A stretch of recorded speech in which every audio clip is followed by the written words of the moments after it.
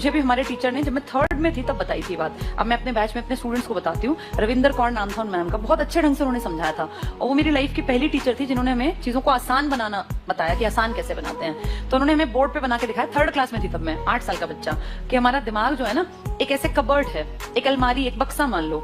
हम सब इस बक्से में, दिमाग में, अलमारी में नॉलेज को, इन्फॉर्मेशन को फिट करते हैं। कुछ लोगों की आदत क्या होती है, अगर हम कबर्ड की बात करें अपने या अलमारी की, कपड़ों की अलमारी की, तो संडे को अपने कपड़े धोए, सारे कपड़े उतारे और इकट्ठे करके ठूस दिए अलमारी में। जब मंडे को उन्हें कहीं जाना होगा तो वो सारे कपड़े दोबारा निकालेंगे, फिर उसमें से एक पेयर ढूंढेंगे और फिर उस पर प्रेस करके बाकी सारे उसमें फिर ठूस देंगे। फिर उनको दोबारा कपड़े चाहिए तो फिर दोबारा सारा निकालेंगे। टाइम रोज वेस्ट करेंगे। कुछ लोग अपने कपड़ों को बस ऐसे घुसा के और जब जरूरत पड़ेगी तब निकाल लेंगे।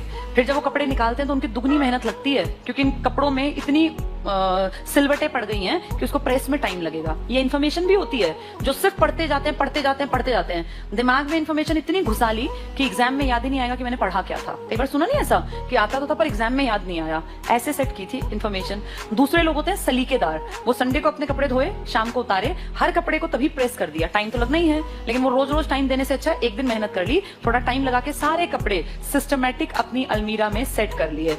अब जब इनको मंडे को जाना है और इसको व्हाइट शर्ट चाहिए तो इसको पता है व्हाइट शर्ट यहाँ रखी है, ब्लैक पैंट यहाँ रखी है, नीली कमीज वहां है। इसको रोज टाइम नहीं वेस्ट करना, ये रोज टाइम खराब करेगा। ऐसे ही तुम लोग हो, हम भी ऐसे ही थे। ये हमें 3rd में बताया था मैम ने कि जितनी चीजें सीखो ना उनको ऐसे सेट करना, जब जरूरत पड़े एग्जाम में तो तुरंत आंसर निकल के सामने आए।